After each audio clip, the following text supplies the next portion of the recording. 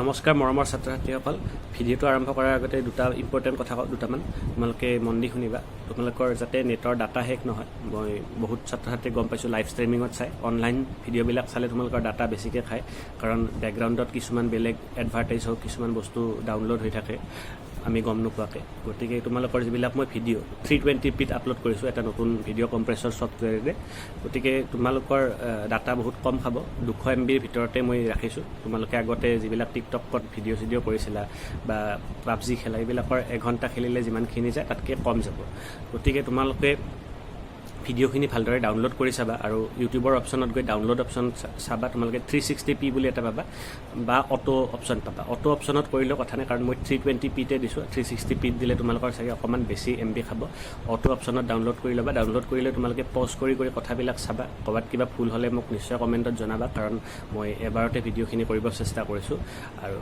তেনেকুৱাকৈ বেলেগ একো মানে ৰিহাৰ্চেল কৰা নাই তাৰোপৰি এটা ইম্পৰ্টেণ্ট কথা কওঁ তোমালোকে ডাউনলোড কৰি যেতিয়া ভিডিঅ'খিনি চাবা তেতিয়া কথাবিলাক প্ৰশ্ন উত্তৰবিলাক একেলগে লিখিব চেষ্টা কৰিবা কিতাপখন উলিয়াই তাৰপিছত তোমালোকে ভিডিঅ'টোৰ প্ৰশ্ন উত্তৰখিনি লিখা হোৱাৰ পিছত মোক হোৱাটছএপ যোগে জনাবা মোক বহুত কেইগৰাকী ছাত্ৰ ছাত্ৰীয়ে হোৱাটছএপ যোগে ইতিমধ্যে জনাইছে মোৰ নিজৰ ডিষ্ট্ৰিক্টৰ বাহিৰৰ বেলেগ ডিষ্ট্ৰিক্টৰো আৰু মই অলপতে ডিগবৈৰ পৰা এগৰাকী ছাত্ৰীয়ে ফোন কৰিছিলে তাৰপিছত বিশ্বনাথ যোৰহাট তেজপুৰ কামৰূপ তাৰপিছত মানে অসমৰ আমাৰ ভালেকেইখন জিলাৰ পৰা মোৰ ইউটিউব চেনেলত সঁহাৰি জনাইছে যিটো কাৰণে মই কম ছাবস্ক্ৰাইবাৰ হ'লেও মোৰ খুব ভাল লাগিছে আৰু তোমালোকৰ কাৰণে মই আজি পুনৰ ক্লাছ 10ৰ ভিডিঅ' এটা কৰিবলৈ ওলাইছোঁ তোমালোকে কথাবিলাক তেনেকুৱাকৈ লিখি ল'বা তাৰপিছত ভিডিঅ'টো ইউটিউবৰ পৰা তোমালোকে ডিলিট কৰিলেও কথা নাই যিহেতু নেটৰ তোমালোকৰ MBৰ কথা আছে মেমৰিৰ কথা আছে আৰু নেটৱৰ্ক স্পীড শ্ল' হ'লে তোমালোকে এটলিষ্ট ডাউনলোড কৰি ল'লে পিছতো চাব পাৰিবা লাইভ ষ্ট্ৰিমিঙত বাফাৰিং হৈ থাকে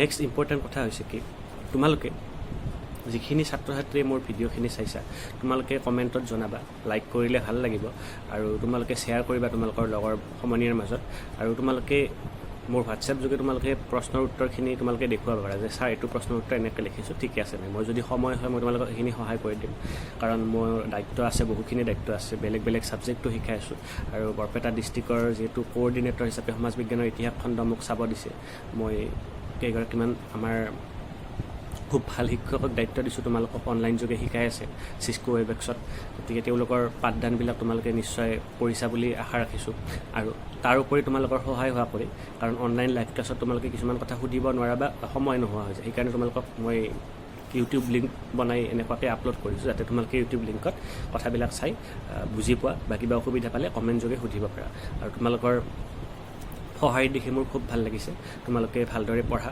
তোমালোকক মই এটা আৰু ইম্পৰ্টেণ্ট কথা ক'ম বুলি ভাবিছিলোঁ যে নতুন এডুকেশ্যন মানে নিউ এডুকেশ্যন পলিচি নতুন শিক্ষানীতি আহিছে ভাৰতত বৰ্তমান এইটো হট টপিক তোমালোকে বাহিৰা কিছুমান কথা ইম্পৰ্টেণ্ট জানিব লাগে চ' নতুন শিক্ষানীতিত বহুত পৰিৱৰ্তন হ'ব তোমালোকে যেতিয়া ক্লাছ 10ৰ পৰা হায়াৰ ছেকেণ্ডেৰী যাবা তাতে নতুন শিক্ষানীতি মতে তাৰ আৰ্টছ ছায়েন্স বুলি তেনেকুৱা কিবা কথা নাথাকিব বুলি শুনিছোঁ তাৰপিছত কেনেকুৱাকৈ শিক্ষাবিলাকত স্কিল ডেভেলপমেণ্টত গুৰুত্ব দিব হিষ্ট্ৰীৰ যিখিনি গুৰুত্ব সেইটো কেনেকুৱাকৈ ৰিচাৰ্চ লেভেলত আগবঢ়াই নিব বহুতখিনি পৰিৱৰ্তন আহিব গতিকে তোমালোকে যিকোনো প্ৰত্যাহ্বানতে জয়ী হ'ব পাৰিবা বুলি মোৰ বিশ্বাস সেইকাৰণে তোমালোকক মই অকণমান হিণ্টছ দিছোঁ তোমালোকে যিকোনো ক্ষেত্ৰতে কাৰেণ্ট এফেয়াৰ্ছৰ লগত তোমালোকে পৰিচয় ৰাখিবা কাৰণ কিতাপৰ কথাখিনি তোমালোকে লিখি ভাল নম্বৰ পাবা ৰিজাল্ট ভাল হ'ব কিন্তু তোমালোকে ভৱিষ্যতে যাতে তোমালোকে নিজৰ বাস্তৱ জীৱনত তোমালোকে নিজকে সফল কৰিব পাৰা সেইটোৱে মোৰ মানে তোমালোকৰ প্ৰতি এটা আশা আৰু সেইকাৰণে মই এই ভিডিঅ'খিনি কৰি তোমালোকক অলপমান বাহিৰা কথা কৈছোঁ তাৰোপৰি তোমালোকক মই এটা কথা কওঁ বহুত ছাত্ৰ ছাত্ৰীয়ে নোটছ বিচাৰিছে তো নোটছ তোমালোকে চোৱা তোমালোকে ঘৰত যিটো বহীত নোটছ লিখিবা বা টিউশ্যন শিকিছা টিউশ্যনৰ যিটো বহীত নোটছ লিখিবা সেই বহীটোৰ ওপৰত মানে তোমালোকক নম্বৰ নিদিয়ে পৰীক্ষাত গৈ তোমালোকে পৰীক্ষা বহীত যিখিনি লিখিব পাৰা তাৰ ওপৰতহে নম্বৰ দিব গতিকে কথাখিনি তোমালোকে ভালদৰে বুজি লিখিবা যাতে মুখস্থ কৰিলে কিবা এটা দুটা বাক্য পাহৰি গ'লেও ভুল হৈ যাব পাৰে আৰু কথাখিনি ভালদৰে লিখিলে হ'ল তোমালোকক আৰু বেছি দেৰি নকৰোঁ ভিডিঅ'টো লাইক কমেণ্ট শ্বেয়াৰ কৰিবা বুলি মই বাৰে বাৰে কৈ আছোঁ গতিকে সেইটো তোমালোকে কৰিবা বুলি মোৰ বিশ্বাস আছে আজি আমি অসম বুৰঞ্জীৰ মানে আমাৰ তোমালোকৰ সমাজ বিজ্ঞানৰ ইতিহাস খণ্ডৰ 3য় অধ্যায়টোত যাম আমি ইয়াৰ আগত দুটা ভিডিঅ' কৰিছিলোঁ এই দুটা ভিডিঅ'ত ব্ৰিটিছ বিৰোধী জাগৰণ ক'লোঁ আৰু অসমত 1857 চনৰ বিদ্ৰোহৰ কথা ক'লোঁ এতিয়া তোমালোকক এটা প্ৰশ্ন আহে বা ইয়াতে ধুনীয়াকৈ দিয়া আছে মণিৰাম দেৱানৰ ব্যক্তিত্বৰ জীৱন বৃত্তান্ত এইটো টপিকৰ ওপৰত এটা প্ৰশ্ন আহিব পাৰে গতিকে মই তোমালোকক প্ৰশ্ন উত্তৰ আকাৰত দিওঁ যাতে তোমালোকে লিখি ল'ব পাৰা তোমালোকৰ সুবিধা হয় ভিডিঅ'টো তোমালোকে কি কৰিবা, কিতাপখন আনিবা, কিতাপখন আনি পজ কৰি ল'বা, পজ কৰি লৈ মানে ডাউনলোড হোৱাৰ পিছত তেতিয়া তোমালোকে কথাখিনি একেলগে বুজি যাব পাৰিবা কিতাপত চাই। চ' কিতাপৰ তোমালোকে 47 নং পৃষ্ঠাত 47 পৃষ্ঠাত আহি তোমালোকে গম পাবা ফটো এখন দিয়া আছে। CBSE লেভেলত তেনেকুৱা প্ৰশ্ন আহে জানানে তোমালোকে? মই হায়াৰ ছেকেণ্ডেৰী যেতিয়া এইবাৰ CBSE প্ৰশ্ন কিছুমান চাইছিলোঁ, এনেকুৱাকৈ এখন ফটো দিয়ে আইডেণ্টিফাই কৰিব দিয়ে। আমাৰ চেবাত তেনেকুৱা প্ৰশ্ন আহিলেতো আন্দোলনেই হ'ব যে এনেকৈ কিয় প্ৰশ্ন আহিলে, ইমান টান প্ৰশ্ন আহিলে। যি নহওক, মণিৰাম দেৱানৰ এখন ইয়াতে ছবি আছে। মণিৰাম দেৱানৰ ছবিখন তোমালোকক ইয়াতে মই সেইকাৰণে ক'লোঁ, কাৰণ আমি অল ইণ্ডিয়া লেভেলত মানে কম্পিটিশ্যন কৰিব লাগিলে আৰু মানে যিটো নতুন এডুকেশ্যন পলিচি আহিছে তাৰ লগত তোমালোকে মিলিব লাগিলে তোমালোকে এতিয়াৰ পৰা আৰু বেছি ভালকৈ পঢ়িব লাগিব, তেতিয়াহে তোমালোকৰ কিবা ভাল হ'ব বুলি মই ভাবোঁ। চ' মণিৰাম দেৱানৰ 1857 চনৰ যি বিদ্ৰোহ আছিল তাত ভূমিকা লেখত ল'বলগীয়া আছিল। আৰু মণিৰাম দেৱানৰ মানে সম্পূৰ্ণ নামটো আছিল মণিৰাম বৰভাণ্ডাৰ বৰুৱা। গতিকে এইৰ বিষয়ে প্ৰথমে আমি কেনেকৈ লিখিম, এইটো প্ৰশ্ন লং কুৱেশ্যন আহিলে যে মণিৰাম দেৱানৰ 1857 চনৰ বিদ্ৰোহত ভূমিকা কেনেধৰণৰ আছিল, চমুকৈ লিখা, বা মণিৰাম দেৱানৰ বিষয়ে চমুকৈ লিখা। মণিৰাম দেৱানৰ প্ৰকৃত নাম আছিলে মণিৰাম বৰভাণ্ডাৰ বৰুৱা। তেওঁ অসমৰ 1857 চনৰ বিদ্ৰোহত আগভাগ লৈছিলে। অসমৰ ইতিহাসত তেওঁৰ নাম মানে উল্লেখযোগ্য স্বাধীনতা সংগ্ৰামী ব্যক্তিৰ শাৰীত ৰাখিব পাৰি। এনেকৈ আমি অকণমান কথা ইণ্ট্ৰডাকশ্যন লিখিলোঁ। তোমালোকে যিকোনো লং কুৱেশ্যনত আহিলে ডাইৰেক্ট আৰম্ভ কৰি নিদিবা। তোমালোকে এনেকৈ অকণমান মই কোৱা মতে যে লিখিব লাগিব তেনেকুৱা নহয়, তোমালোকে দুটামান লাইন এনেকুৱাকৈ লিখিবা। তাৰপিছত মই যিহেতু ডাইৰেক্ট মানে কোনো মানে ৰিহাৰ্চেল কৰি কোৱা নাই, মোৰ মুখত যিটো মনেদি আহিছে সেইটো কৈছোঁ। ত' তাৰপিছত তোমালোকে এইখিনি লিখিবা যে এইখিনিৰ পৰা তোমালোকে মেইন যিহেতু লং কুৱেশ্যন আৰম্ভ হ'ব, ইণ্ট্ৰডাকশ্যনখিনি অকণমান দুটামান লাইনত কৈ মানসকলৰ দ্বাৰা হোৱা আক্ৰমণত অসমীয়া জনগণে সন্মুখীন হোৱা দুৰ্গতিৰ লগতে অসম দেশে 1826 চনত কেনেকৈ ব্ৰিটিছৰ অধীনলৈ গৈছিল, এই সকলোবোৰ ঘটনাৰ প্ৰত্যক্ষদৰ্শী আছিল মণিৰাম দেৱান। এনেকুৱাকৈ লিখিলা। বাক্যটো অকণমান চেঞ্জ কৰি দিলা। যেতিয়া বহি চাব, মেট্ৰিকৰ বহি চাব তোমালোকৰ, তেতিয়া টিচাৰেও ভাল পাব কিতাপৰ পৰা হুবহু তুলি নিদিলে। তাৰপিছত ক'লা তোমালোকক কথাখিনি একেলগে বুজাইও দিম, চিনি যাবা।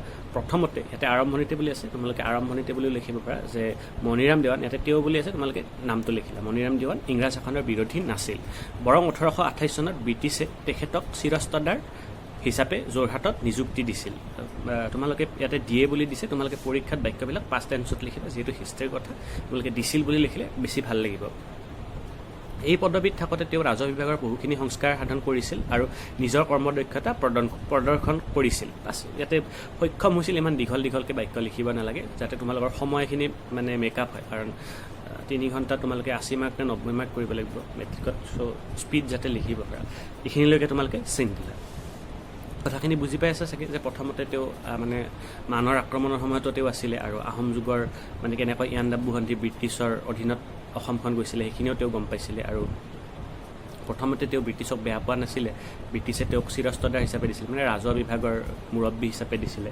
আৰু তেওঁ কি কৰিছিলে, তেওঁ নিজৰ কৰ্মদক্ষতা দেখাইছিলে তেওঁৰ পদবীত থাকি। সেইখিনি তোমালোকক মই বুজাই দিলোঁ।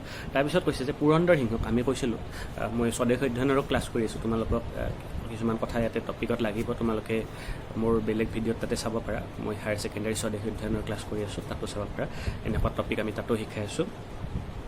পুৰন্দৰ সিংহক যেতিয়া উজনি অসমত ব্ৰিটিছ চৰকাৰে, আণ্ডাৰলাইন কৰিবা, পুনৰ প্ৰতিষ্ঠা কৰিছিল, মণিৰাম দেৱানে পুৰন্দৰ সিংহৰ অধীনত দেৱান হিচাপে যোগদান কৰিছিল।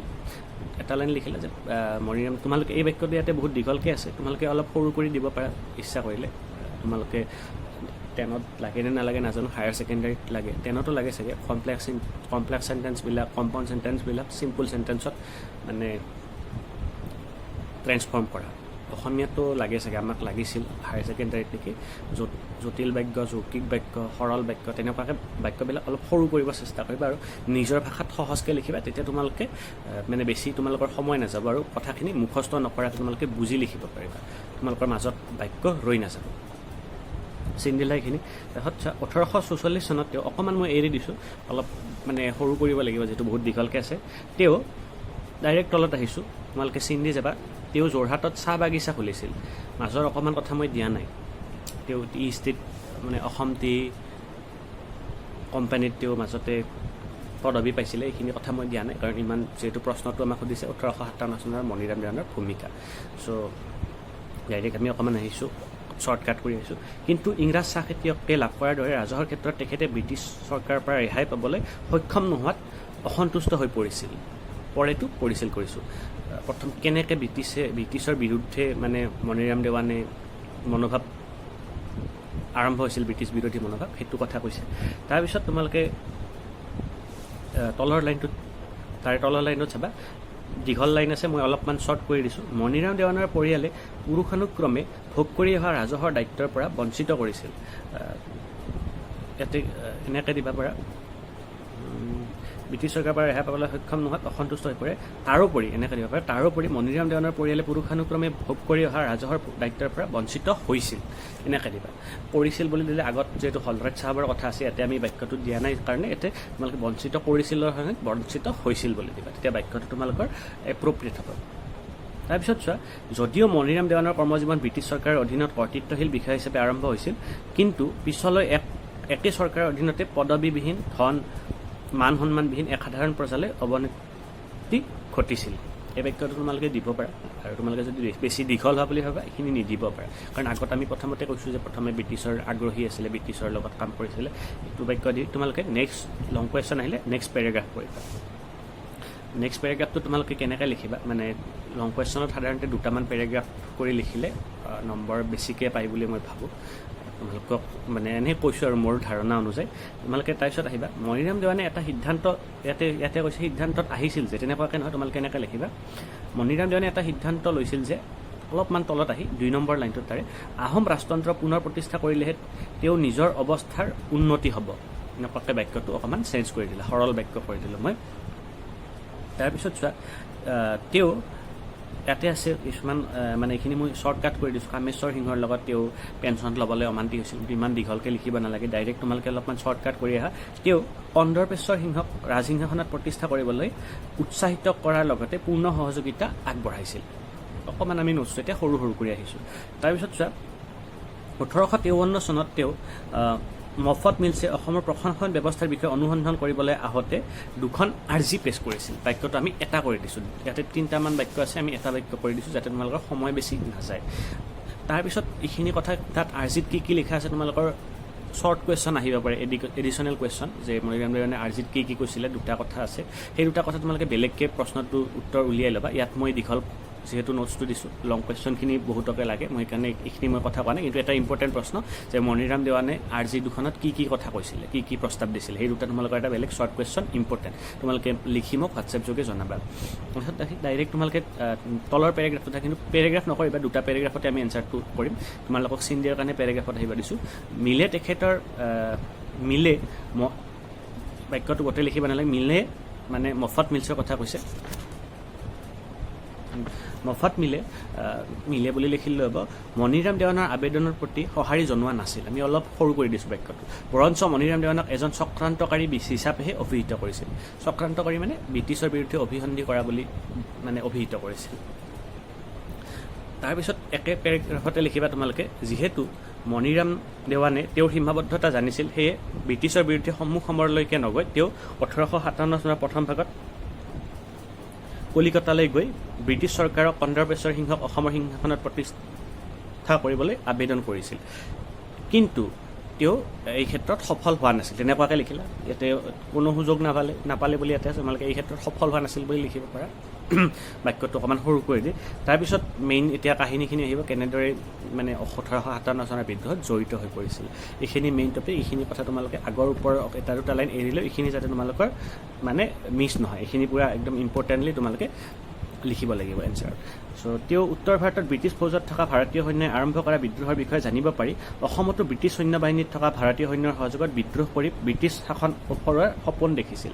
অলপ দীঘল বাক্য তোমালোকে সৰু কৰিব পাৰা বাক্যটোক, মানে তেওঁ এনেকুৱাকৈ অসমত ব্ৰিটিছ শাসনৰ অন্ত পেলাব বিচাৰিছিল, সপোন দেখিছিল, ওফৰাব, এনেকুৱা টান শব্দ মানে অলপ লিখোঁতে তোমালোকৰ দিগদাৰী হ'ব পাৰে।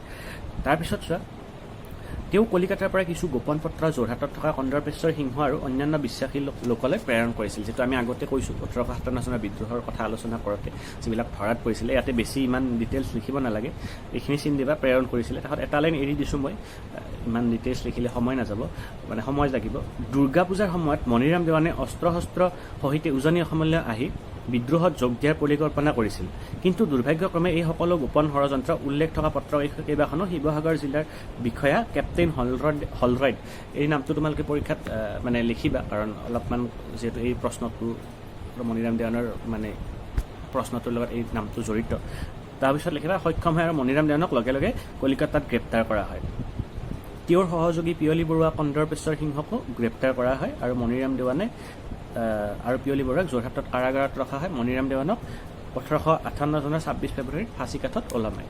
এইখিনি তোমালোকে লিখিলা। লিখি মানে তোমালোকে লাষ্টত মানে কনক্লুজন টাইপত লিখিলা যে পৰোক্ত আলোচনাৰ পৰা গম পাই যে মণিৰাম দেৱানে অসমৰ যি 1857 চনৰ বিদ্ৰোহ হৈছিল তাত আগভাগ লৈছিলে আৰু তেওঁৰ যি মানে সংগ্ৰামী মনোভাৱ আছিলে সেই সংগ্ৰামী মনোভাৱৰ দ্বাৰা অনুপ্ৰাণিত হৈ ভৱিষ্যতে অসমৰ লোকসকলে ব্ৰিটিছৰ বিৰুদ্ধে স্বাধীনতা সংগ্ৰামত অংশগ্ৰহণ কৰিছিল। এনেকৈ লিখিবা। তোমালোকক মানে তোমালোকৰ ক্লাছ 10ৰ হিচাপত তোমালোকক 5ৰ ভিতৰত পাছে দিব বুলি মোৰ বিশ্বাস।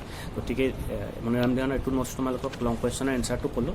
তাৰপিছত তোমালোকক একদম সহজকৈ কওঁ, নেক্সট প্ৰশ্নটো ডাইৰেক্ট তোমালোকক অসমত 1857 চনৰ বিদ্ৰোহ কিয় মানে বিফল হৈছিলে তাৰ কাৰণ তোমালোকে বহুতে মই আগতে মোৰ ষ্টুডেণ্ট মই শিকাইছিলোঁ হাইস্কুলত, বহুতে এইটো ভুল কৰে। বিফলতাৰ কাৰণ আৰু বিদ্ৰোহৰ কাৰণ দুটা বেলেগ বেলেগ প্ৰশ্ন। বিফলতাৰ কাৰণটোত বহুতে বিদ্ৰোহৰ কাৰণ লিখি দিয়ে, মানে অলপ এভাৰেজ ষ্টুডেণ্টখিনি। চ' বিফলতাৰ কাৰণখিনি মই ডাইৰেক্ট সহজভাৱে কৈছোঁ। তোমালোকে প্ৰথম বাক্যটো তেনেকৈ লিখিবা যে অসমৰ মানে 1857 চনৰ বিদ্ৰোহে অসমক পোনপ্ৰথমবাৰৰ বাবে সৰ্বভাৰতীয় ঐতিহাসিক ঘটনাৰ লগত জড়িত কৰিছিলে। ভালেমান কাৰণত এই বিদ্ৰোহ সফল হ'ব নোৱাৰিলে।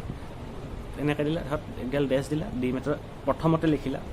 প্ৰথমতে বুলি ইয়াতে আছে, তোমালোকে তেনেকুৱাকৈও লিখিব পাৰা। 48 পেজত আছে, এক নম্বৰ দিব পাৰা। মই জেনেৰেলি প্ৰথমতে বুলি লিখাটোৱে ভাল পাওঁ, তেতিয়াহ'লে অলপ দেখাটো ভাল হয়। প্ৰথমতে বুলিলে তলত এনেকৈ আণ্ডাৰলাইন এটা কৰি দিলা। অসমৰ বিদ্ৰোহীসকলৰ সংখ্যা অতি তাকৰীয়া আছিল। মণিৰাম দেৱানৰ সমৰ্থকসকল যোৰহাট আৰু শিৱসাগৰতে সীমাবদ্ধ আছিল। নগাঁও, কামৰূপ আৰু গুৱাহাটীত বিশেষ সমৰ্থন লাভ কৰা নাছিলে। এইটো লিখিলেই হ'ব, এইখিনিলৈকে লিখিলে হ'ব, বেছি নালাগে। তোমালোকে এক নম্বৰ প্ৰথম যিকোনো কাৰণৰ প্ৰথম দুটামান লিখিবই লাগে, কাৰণ সেইখিনি মেইন কথাখিনি তাতে থাকে, কাৰণৰ কথা মানে পইণ্টত থাকিলে। তাৰপিছত দ্বিতীয়তে তোমালোকে দ্বিতীয়তে যিটো পইণ্ট আছে তোমালোকে লিখিলে যে দ্বিতীয়টো গোটেইখিনিয়ে লিখিব লাগিব। তোমালোকক কৈ দিছোঁ, দ্বিতীয়তে বিদ্ৰোহৰ নেতাসকলৰ সময়ৰ জ্ঞান নাছিলে, যাৰ ফলত ইংৰাজ চৰকাৰে প্ৰতিৰক্ষাৰ প্ৰস্তুতিৰ বাবে যথেষ্ট সময় লাভ কৰিছিল। তালৈকে গোটেইখিনি এইটো 2 নম্বৰ পইণ্টটো লিখিবা, কাৰণ তেওঁলোকে কেতিয়া কি কাৰ্যকৰী কৰিব লগা আছিলে তেওঁলোকে প্লেনিং কৰা নাছিলে, সময়টো কেতিয়া কৰিব লাগে নাজানিছিলে। তো গোটেইখিনি লিখিবা। 3 নম্বৰটো আমি অলপ সৰু কৰি দিছোঁ, দীঘল আছে ইয়াতে। তৃতীয়তে তোমালোকে লিখিবা বিদ্ৰোহৰ মুখ্য সংগঠক মণিৰাম দেৱান বিদ্ৰোহীস্থলীৰ পৰা বহু যোজন দূৰত আছিল, অৱস্থান কৰিছিল এনেকুৱা নাই, বিদ্ৰোহীস্থলীৰ পৰা দূৰত আছিলে, এনেকৈ লিখিলে হ'ল। তোমালোকে বাক্যটো অলপমান সৰু কৰি দিছোঁ আকৌ। সেই সময়ৰ পৰিপ্ৰেক্ষিতত কলিকতা অসমৰ পৰা দূৰত আছিল আৰু তাৰ পৰা চিঠি পত্ৰৰ যোগেদি বা আদেশ পঠিয়াই বিদ্ৰোহ পৰিচালনা কৰাটো সম্ভৱ নাছিলে। বাস্তৱসন্মত নাছিলে বুলি দিব পাৰা, সম্ভৱ নাছিলে বুলি। তাৰপিছত একেলগে এটা দিব পাৰা, প্ৰশাসনিক অভিজ্ঞতা থাকিলেও বিদ্ৰোহৰ ক্ষেত্ৰত মণিৰাম দেৱানৰ দক্ষতা নাছিলে বিদ্ৰোহৰ নেতৃত্ব গ্ৰহণ কৰাৰ ক্ষেত্ৰত। এইখিনি কথা তোমালোকে 3 নম্বৰ পইণ্টত দিব পাৰা, তৃতীয়তে বুলি। তাৰপিছত তোমালোকে চতুৰ্থতে বুলি তোমালোকে মই ইয়াতে চতুৰ্থতে যিটো কথা আছে প্ৰথমটোৰ লগত প্ৰায় মিলে, তোমালোকে সেইকাৰণে চতুৰ্থতে মই এইটো পইণ্ট নিদিওঁ। তোমালোকে যদি প্ৰথমটোত এটা লাইন ইয়াৰে সোমাই দিব বিচাৰা, প্ৰথম পইণ্টটোত দিব পাৰা যে সমাজৰ প্ৰতিটো শ্ৰেণীৰ মানুহকে বিদ্ৰোহত জড়িত কৰিবলৈ মণিৰাম দেৱান তেখেতৰ সহযোগীসকলে কোনো প্ৰচেষ্টা হাতত লোৱা নাছিল। যিটো প্ৰথমতে আমি কৈছিলোঁ সেইটো পইণ্টত এইটো সোমাই দিব পাৰা। কিন্তু আমি ডাইৰেক্ট চতুৰ্থতে আমি পঞ্চমতে যিটো আছে এইটো আমি চতুৰ্থতে বুলি লিখিম। অসমৰ বিদ্ৰোহীসকলে তেওঁলোকৰ কাৰ্যপন্থাৰ গোপনীয়তা ৰক্ষা কৰাত ব্যৰ্থ হৈছিল। ফলস্বৰূপে সমগ্ৰ পৰিকল্পনা ব্ৰিটিছ চৰকাৰৰ অৱগত হৈছিল আৰু বিদ্ৰোহ নিৰ্মূল কৰাত চৰকাৰ সফল হৈছিল। মানে মনে এটা প্লেনিং কৰি কৰা কামটোত মানে ছাকচেছ হোৱা চান্স থাকে, কিন্তু তাহাঁতৰ যি পৰিকল্পনা আছিল সেইবিলাক মানে মনে কৰাত ব্যৰ্থ হৈছিলে। সেইকাৰণে গোপনীয়তা ৰক্ষা কৰাত ব্যৰ্থ হওঁতে ব্ৰিটিছে কি কৰিছিলে, আগতে এই বিদ্ৰোহটো দমন কৰিবলৈ সফল হৈছিলে। তাৰপিছত একেলগে তোমালোকে কেইটা হ'ল, 4টা হ'ল। তোমালোকে নেক্সট পঞ্চমতে লিখিবা। 5 মাৰ্কৰে প্ৰশ্ন আহে চাগে, মই মেট্ৰিকৰ প্ৰশ্ন পুৰণি প্ৰশ্ন চালে গম পাম, তোমালোকে জনাবা মোক কমেণ্টত। পঞ্চমতে লিখিবা ডাইৰেক্ট। ষষ্ঠতে যিটো আছে এইটো পঞ্চমতে কৰিবা। অসমৰ বিদ্ৰোহীসকলে, তোমালোকৰ এনচাৰ স্ক্ৰিপ্টৰ কথা কৈছোঁ, তোমালোকে নোটছটো বনাওঁতে, অসমৰ বিদ্ৰোহীসকলে প্ৰয়োজন অনুযায়ী অস্ত্ৰ শস্ত্ৰৰ যোগান পোৱা নাছিল। তাৰপিছত তলৰ শেষত যিটো আছে এইটো আমি পঞ্চমতে আনিম, অকণমান দীঘল কৰিম, মানে তেতিয়া এনচাৰটো দেখাটো ভাল হ'ব। ভাৰতবৰ্ষৰ অন্যান্য প্ৰান্তৰ দৰে অসমতো ব্ৰিটিছ সৈন্য বাহিনীত থকা ভাৰতীয় সৈন্যই মূল চালিকা শক্তি হিচাপে বিদ্ৰোহত অংশ লোৱা নাছিল। এইটো লাইন লিখি দিবা পঞ্চমতে বুলি 5টা পইণ্ট পুৰা ধুনীয়া পাৰফেক্ট। যদি এইখিনি কথা তোমালোকে বুজি পোৱা নাই, অসমীয়া বাক্য বুজি পাবা বুলি মোৰ বিশ্বাস। তোমালোকে মোক জনাবা, মই কমেণ্টত জনাবা, মই আকৌ নেক্সট ভিডিঅ'ত অকণমান থুলমূলভাৱে জনাই দিম কিয় বিফল হৈছিলে। সহজকৈ মই ক'লোঁ যে সময়ৰ জ্ঞান নাছিলে, মণিৰাম দেৱানে দূৰত আছিলে, তাৰ পৰাতো আৰু চিঠি লিখি এনেকুৱাকৈ আৰু এটা বিদ্ৰোহ পৰিচালনা কৰিব নোৱাৰি। তাৰোপৰি সকলো শ্ৰেণীৰ লোকক এই বিদ্ৰোহত মানে সংযুক্ত কৰা নাছিলে, কেৱল যোৰহাট শিৱসাগৰৰ মানুহখিনি আছিলে, কামৰূপ নগাঁও এইবিলাকত নাছিলে। তাৰপিছত বিদ্ৰোহীসকলে মনে মনে কামবিলাক কৰিব পৰা নাছিলে, গোপনীয়তা ৰক্ষা কৰিব পৰা নাছিলে। তাৰোপৰি বিদ্ৰোহীসকলৰ যি অস্ত্ৰ শস্ত্ৰ আছিলে, সেই অস্ত্ৰ শস্ত্ৰবিলাক ব্ৰিটিছৰ তুলনাত নিম্নমানৰ আছিলে বা যোগান ইমান ধৰিব পৰা নাছিলে। মণিৰাম দেৱানে ভাবিছিলে যে সৰ্বভাৰতীয় পৰ্যায়ত যেনেকুৱাকৈ সৈনিকসকলে বিদ্ৰোহ কৰিছিলে তেনেকুৱাকৈ অসমতো কৰিব লাগিব, কিন্তু অসমত তেনেধৰণৰ বিদ্ৰোহ হোৱা নাছিলে। এনেকুৱা কাৰণত 1857 চনৰ বিদ্ৰোহ বিফল হয়। তাৰপিছত মই 1857 চনৰ বিদ্ৰোহ কথাখিনি প্ৰায় চেছ কৰিম এইটো ভিডিঅ'তে। তোমালোকে চোৱা 1857 চনৰ বিদ্ৰোহৰ গুৰুত্ব, এইটো কথা তোমালোকৰ 2 মাৰ্কৰ প্ৰশ্ন আহিব পাৰে বা 3 মাৰ্কৰ প্ৰশ্ন আহিব পাৰে যে অসমত 1857 চনৰ বিদ্ৰোহৰ গুৰুত্ব বহলাই লিখা।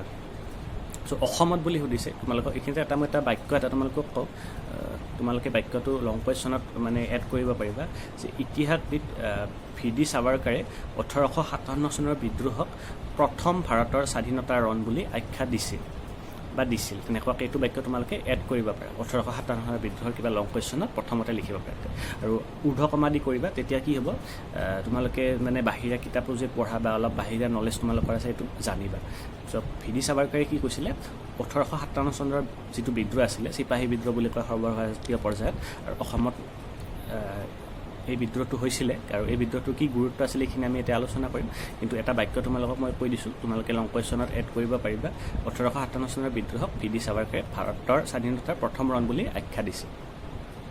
এতিয়া আমি কওঁ অসমত এই 1857 চনৰ বিদ্ৰোহৰ গুৰুত্ব যথেষ্ট পৰিমাণে আছে। প্ৰথমতে ইয়াতে কৈছে, প্ৰথমতে অসমৰ ইতিহাসত প্ৰথমবাৰৰ বাবে এক সৰ্বভাৰতীয় ঐতিহাসিক ঘটনাৰ লগত অসম জড়িত হৈছিল 1857 চনৰ বিদ্ৰোহৰ দ্বাৰা। প্ৰথমতে লিখিলা। দ্বিতীয়তে লিখিলা 1861 চনৰ পৰা অসমত আৰম্ভ হোৱা কৃষক বিদ্ৰোহসমূহে 1857 চনৰ বিদ্ৰোহৰ পৰা কিছু পৰিমাণে অনুপ্ৰাণিত হৈছিল।